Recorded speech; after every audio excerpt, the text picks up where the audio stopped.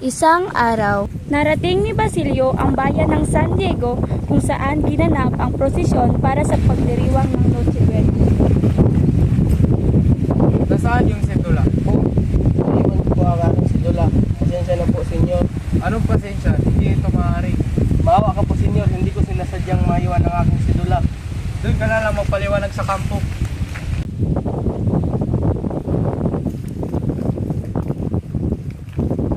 Matapos ang pangyayaring iyon, ay naantala muli ang kanilang paglalakbay nang magsimula na ang prosesyon.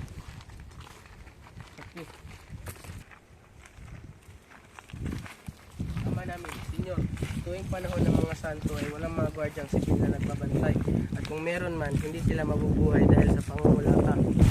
Kung may mga gwardyang sibil man noon, ay madadala sa bilangguan ang maitim na iyan kasama ang dalawang Kastila na si Gaspar at Baltasar. Hay, alam mo ba, senyor, na malaya ng kanyang kanang paa ngayon? Ano? Kanang paa? Kanino? Ng hari. Sinong hari? Ang ating hari, hari ng mga Idyo. Napangiti si Basilio. Nagbuntong hininga ang kutsero at nagkwento tungkol sa kaysaysayan ni Bernardo Carpio. Dumating na ang dalawang batang babae na may dalang kahoy, kasunod si San Jose at ang Bering Maria. Naging abala sa panunood ang kutsero. Gino, magpatuloy ka na. Hindi maaari. Sumama ka sa aming kwarto. Ha? Hindi ba si Sinang iyon? Uusap sina Simon, Kapitan Basilio, Cura at Alperes ng Guardia Civil. Kano ginang Simon, pupunta kami sa China upang makita inyong mga alam. Pupunta rin ako. Kailangan ko ng ito. Ngunit napakarami kong inaasikaso. Kung may kukuha mo ako ng isa, Kapitan Basilio. Kaya nalaging magpamasok ko na ito. Hindi ko mahihintulutan, Kapitan. Hindi ko mapahintulutan. Bueno, pag-uusapan na lang natin yan mamaya. Dumating si Basilio sa bahay ni Kapitan Tiago. Matagal-tagal din akong nawala rito. Wala ka bang may babalita sa akin? Dalawang manggagawa ang at isa rito. Nabalitaan niyo po ba na may madaming napipisting kalabas? Iyan? Ay, hindi. Matatandang balita. Wala ka bang magandang ibabalita sa akin? Yung tungkol sa ating bayan? Sa ating bayan, sa San Diego, ika mo, isa sa ating kasamahan ay pumalay. Ang matandang napamahal sa pagbabago. Ang balitang ayaw ibalik. Bakit daw? Mayaman raw po si Kapitan Tiago, ang amo nito. Kailangan raw po ng sementeryong lilibingan at ritual na isasagawa sa simbahan. Mahalaga sa akin ang bangkay na iyan. Kailangan ko yan upang mapag-aral. Wala ka bang ibang mababalita sa akin tungkol sa patayan? Hindi umimik si Basilio at nag-isip ng malalim hanggang nawala na siya ng gana.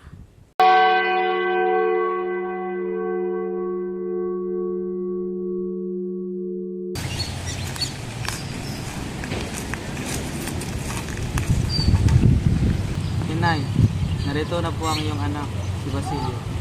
Nawa po ay mamayapan na iyong kaluluwa, inay. Kung nasaan man kayo ngayon, huwag kayong mag-alala sa akin. Nasa mabuting kalagayan po ako. Marami akong pinagdaanan sa loob ng 13 taon, inay. Inay, nang kayo po ay mamatay, ay may tumulong po sa aking dalawang lalaki. Noong una, sa pusugatang lalaki ay nagutos sa akin. Alam kong nawalan ka. Okay lang yan. Umarap ka na lang ng tuyong kahoy para sa komunidad.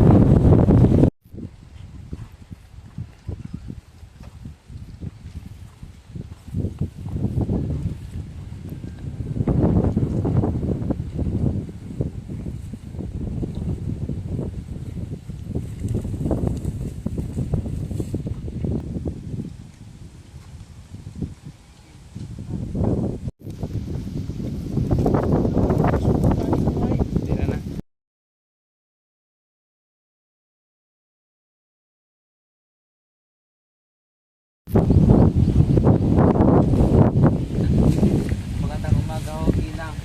Maaari ko bang umasok sa inyo? Hindi ako tumatanggap ng gusgusin dito. At yung amoy mo, naliligo ka ba talaga? Ganyan ka na ba talaga kahirap sa inyo? Hay nako, doon ka na lang sa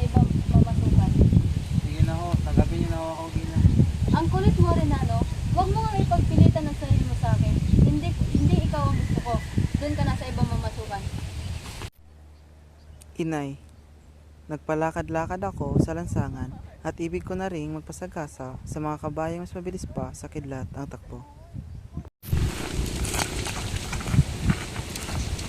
Hoy, sabi, kung gusto mo magpakamatay, pwes, dun ka sa taas ng summit. Pasensya na po. Mabuti na lamang at nakita ko si Kapitan Tiago na naglalakad. Sinundan ko siya at ako'y nagtanong-tanong.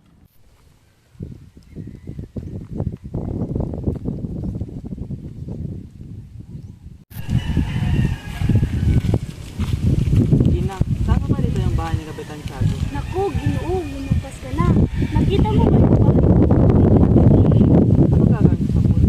Sa puno na yun, humakbang ka ng 100, kumaliwa, tapos kumanan. Pag kanan mo, may makita kang malaking bato, tapos kumaliwa ka ulit at doon ang bahay sa Kapitan Tiago.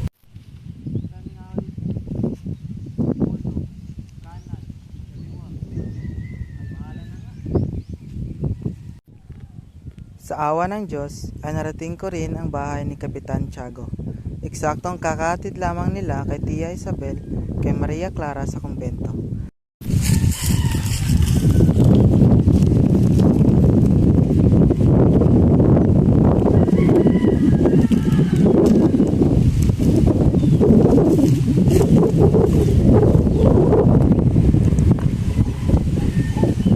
Basilio, papatiran kita sa amin at paaralin sa San Juan de Letran. Maraming salamat po. Mag-aaral ako na mabuti upang bayad sa kabutihan mo, Kapitan Tiago. Lumipat ako sa Ateneo dahil mas maganda ang trato nila sa estudyante doon.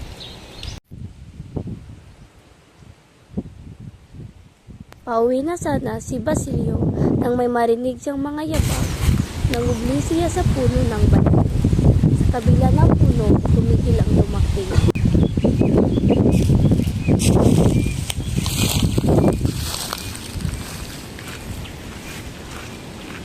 Sinabuangan dyan?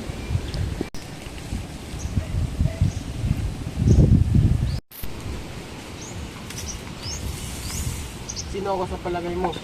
Saka mahalagang tao sa akin. Tulungan mo akong ilibing ang aking inay at nung ako ay nangangailangan. Lumapit si Simon sa binata. Mabubunyag ay ikasasira ng aking mga balak. Dapat ay patayin na kita upang iligtas ang aking mga layunin. Gayunman, hindi ko marahil pagsisihan na ikay di ko mapatay. Gaya ko rin ay may dapat kang ipagkatuos sa lipunan.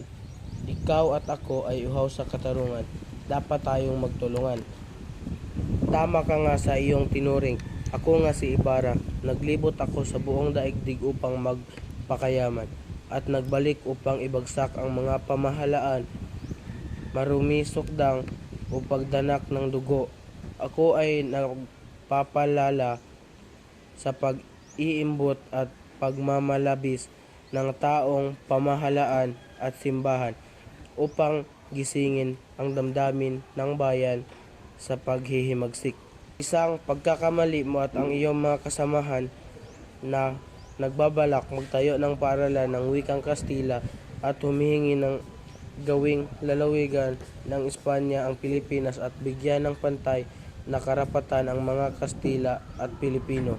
Ngunit Ginoo, ang Kastila ay wikang magbubuklod sa mga pulo ng Ako ay hindi sayang ayon kailanman sa mga pangkat na naghahangad luminang sa wikang Kastila at di kaalamang magsalita o sumulat sa sariling wika. Mabuti at hangal ang pamahalaang Kastila na ayaw magpaturo ng wika nito sa mga nasasakupang di tulad ng Russia at Alemanya. Ang kilusan ng kabataan sa pagpapaturo ng Kastila ay ipinagdurusa ng aking loob. Naniniwala akong matapat sa kabataang ito ang paniniwalang nasa kapakanan ng bayan ang kanilang ginagawa. Nakahinga si Basilio. Hindi ako politiko. Lumagda ako sa kahiligan ukol sa paaralan dahil inaakala ko gayon mabuti sa paggamot ako nakaukol. Sa kasalukuyan, kalagayan ay di ako mapaggamot ng mahusay. Ang sakit ng bayan ay siyang higit na nangangailangan ng kagamutan. Walang halaga ang buhay na di nauukol sa isang layuning dakila. Parang isang bato sa linang sa halip maging saklap sa isang gusali. Pinili ko ang siyensya para makapaglingkod sa bayan. Nauwi sa kadakilaan ng karunungan ang pag-uusap. Karunungan ay panghabang panahon, makatao at pandaigdig. Sa loob ng ilang daan taon, kapag ang isang katauhan ay tumalino na, kung wala ng lahi-lahi, lahat ng bayan ay malaya at wala ng mga alipin at napaalipin. Iisa ang katarungan at lahat ng tao ay mamamayan na naidaigdig at tanging layunin ng tao ang pagkakamit ng karunungan. Ang salitang kagitingan at pag-ibig sa bayan ay tinuturing na panatihismo o kabaliwan at ikabalanggo ng nakasabibig nito. Upang makaabot sa kalagayang sinabi mo, Basilio, ang daigdig, kailangan mo nang lumaya ng mga tao at ito ay nangangailangan naman ng pagpapadanak ng dugo upang ang mga sinisikil ay makalaya sa mapaniil. Una ni Simon na hindi nantig ang kalooban ni Basilio. Inulos niya ang tuya si Basilio. Wala kang ginagawa kundi tangisan ang bangkay ng iyong ina na parang babae. Paano ako makapaghihiganti? Ako'y dudurugin lamang nila. Tutulungan kita. Hindi, bubuhayin ng paghihiganti ang ina o kapatid ko. Ano ang mapapala ko kung sila ipaghihiganti?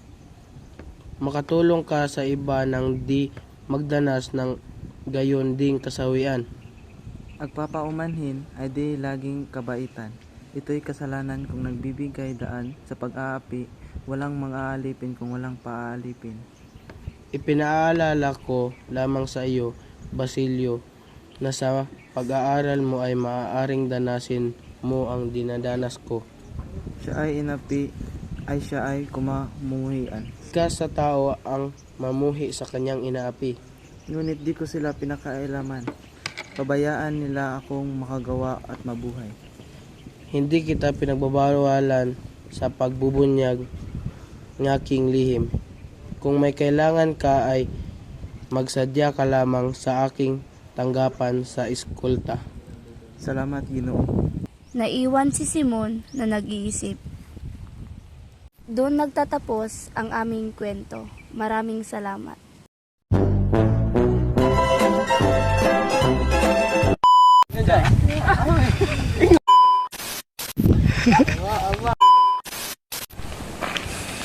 Ay, jay man!